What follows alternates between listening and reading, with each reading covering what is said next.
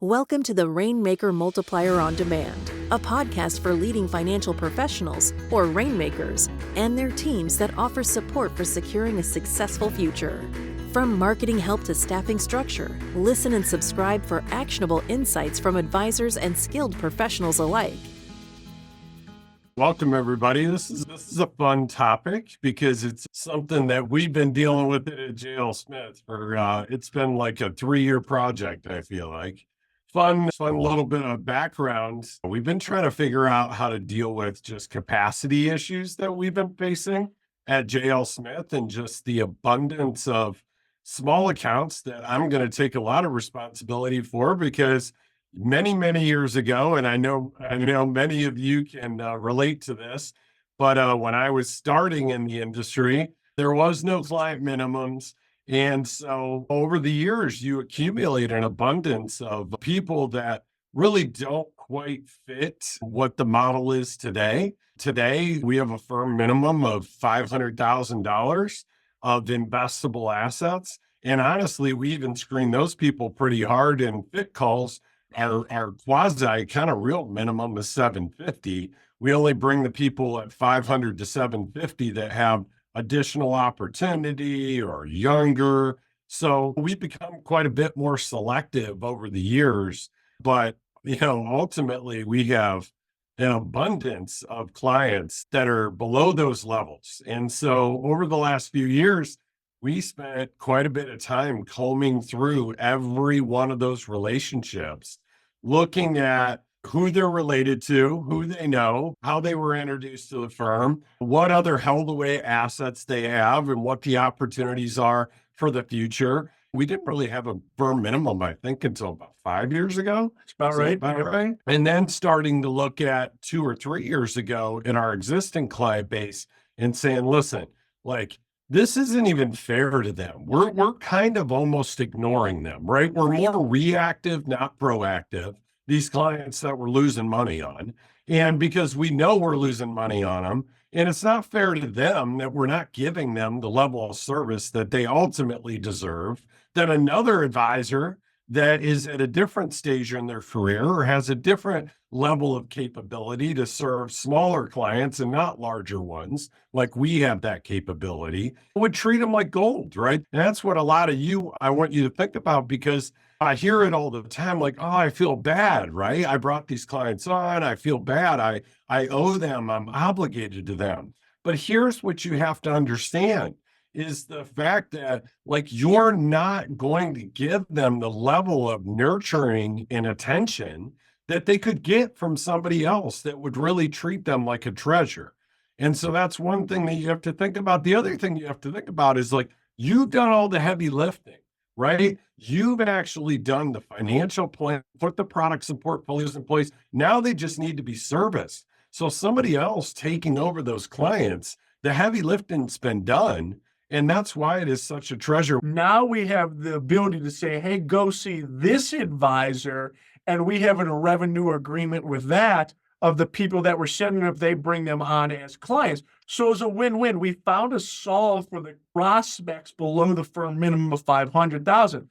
And even as you said before, the people between 500,000 and 750, we've gotten very, very picky, let's say, scrubbing them if are they the right fit? But now we have the ability to say, instead of going to your bank, we did all the marketing, we spent the marketing dollars on getting them, they weren't the right fit because they're below the minimum, we have a place to send them and hopefully recoup our marketing costs. And I know we have some questions here, but Greg, I wanted to hear from you because when you and I first met, and I agreed with this mentality 100%, you used to always say it. And that's why at PCA, we still have $5,000 account minimum. You can open up an account for $5,000. Most RIAs won't do that. And you're one of the reasons we did that, Greg, because you made the point how many times you open up an IRA for somebody, talk about a Roth, and then ultimately they became a big, really profitable client. But just talk about kind of your journey with this, Greg, and how your perspective has changed over the years. Yeah, and there's several things that I'll add on top of what I agree with 100% of what Jason and Dave were saying. I mean, in the past, it was simple, right? Most applications were about 4 pages deep. You didn't have the compliance issues, the servicing issues, and to maintain a client was not as difficult as it is in today's environment. But I think the big epiphany for me was really about that work-life balance and where I wanted the vision of the company to go for not only myself, but for my advisors.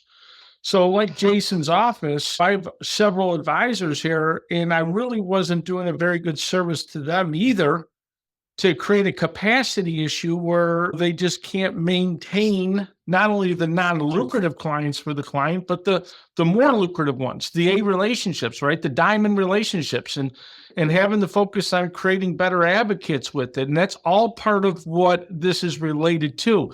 Getting away from just a top line revenue for maybe a very small percentage of those people that we used to open money market accounts for, Roth IRA accounts for, and hope that they would come to us at some point, right? Now, to Jason's point, what we do in today's environment, and we'll use some language. I know there's some things we're going to cover. I'm just going to jump to it a little bit, Jason. I think giving them that guidance on the phone, and we do the fit call, and telling them, listen, I say this all the time to the lower clients, I cannot rationalize you paying my fees today. Here's what I would suggest, because this will save you a lot of money. It'll reduce the fee drag that you have on your portfolio. Just go open or leave it with it. They've already paid the issue. Just do this, figure out your risk appetite, use the allocation model. Don't pay an advisor today. You're in the accumulation phase. 8 years from now, when you need me, then come engage with me and pay for me. They thank me, right? And we don't have to worry about those non-lucrative clients, and you're providing that value to them.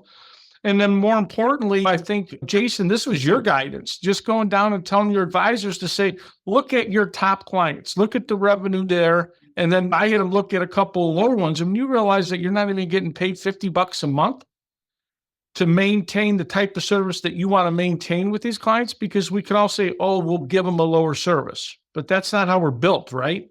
We're still people, we still care, and we still want to do the same things for the person that we're making $25 a month for, that we're making $2,500 a month for. So, I mean, just the reality of it is, it's creating a better value proposition for the clients, and more importantly for the organization. What are your 3 uniques? We did a deep dive, and the good part of this is Jason and Bryan have already suffered through the all thing not to do.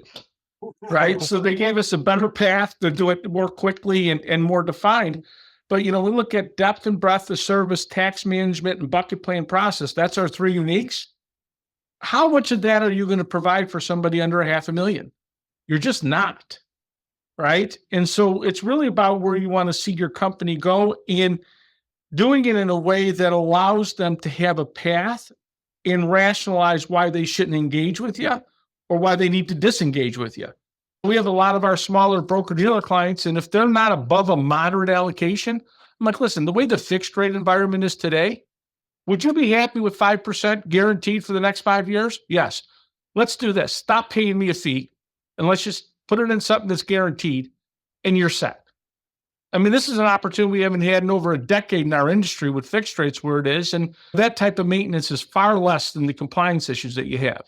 But I know I'm rattling a little bit, Jason, but to me, it's just the mental shift of it to say, where do we bring value to them? Where can we create a better experience? Where can we provide more value to our organization? Because the servicing aspects are exactly the same. The person with a $10,000 account still moves, still changes beneficiaries, still wants to take a withdrawal. They still want to do all these things. And we found is the servicing capacity was just overwhelming for our servicing team. But Deb, to really answer your question is, at first we weren't great at it. Now words matter, right? And how we give them solutions on how we can help them, and they have the ability to do what they want. I mean, quite frankly, we can't tell them to go over to this other firm. We're essentially saying, hey, here's what is happening. We're at the point where capacity is an issue. We can't properly service you. You got to admit your faults, and that's what we ended up doing. And then and people actually have compassion for that. They're like, oh, we get it, we understand. And we put in that letter, like, you're better serviced going this route, and here's why. And I think transparency, I've always lived in a very transparent mentality and world, and just expressing that to them, say, listen, I'm struggling with the fact that I don't think I can rationalize you paying my fees at this point. Here's what I would recommend. To Jason and Brian's point, you just got to find a good solution as you're talking to those people. I can't tell you how many times on calls I've said, people, look, I got $20,000 on one events. CD rates are great right now. Just go to the bank, put a CD, $20,000 to start an investment account. It's going to be too heavy of a fee drag. Go to the bank and open something local with them. If it gets to the size of where management really becomes part of it, please come back to me. When you get to that 250, that's when you need to be more attentive. For right now, that accumulation phase, or if it's just somebody that has very little money, you're not doing them a disservice by even recommending a fixed annuity at this point, as long as the liquidity's there, right? We've changed our criteria now. We track diamond clients. That's our goal process right now, because that is our ideal world. And it's better than tracking just total assets, because that could lead you down paths of like top line revenue. We just need to add, just hit numbers. Well, we want to add quality numbers. And it creates a lot better environment. Sometimes I walk through the hustle like, hey, we don't have the same type of activity, but that's really the goal, right? So we want to have the good activity. Deb on the call here, she'll be the first one to tell you does so much with all of her clients that she works an exorbitant amount of hours. She started part-time with me. That lasted about a week. I mean, she probably puts in 60 hours a week. So, I mean, it's just all this type of stuff. You got to have them be on board with it, but it's the same conversation with the advisors that you have in your office. If you have multiple advisors, here's why. I need to protect you from yourself sometimes. It's not an all or one answer, but I think these kind of outline the 4 options that we all have. I mean, the first one is teaming with a junior advisor. I think the advisor career path, I just attended Jason's training on that. It was unbelievable. But if you're not adding another advisor that can help with this stuff. The second is raising fees and adding a minimum fee, but you have to make sure that fees are reasonable to Greg's standpoint. The third is recommending another firm. If your cost to serve exceeds what they're willing to pay, consider your fiduciary duty to introduce them to a lower cost alternative. And then the last is adjusting compensation models to align advisor comp with the profitability of the firm and the client. And I think, again, you have to dissect your book of business like Jason and Brian did to figure out which one of these is going to best serve the clients that you're working with.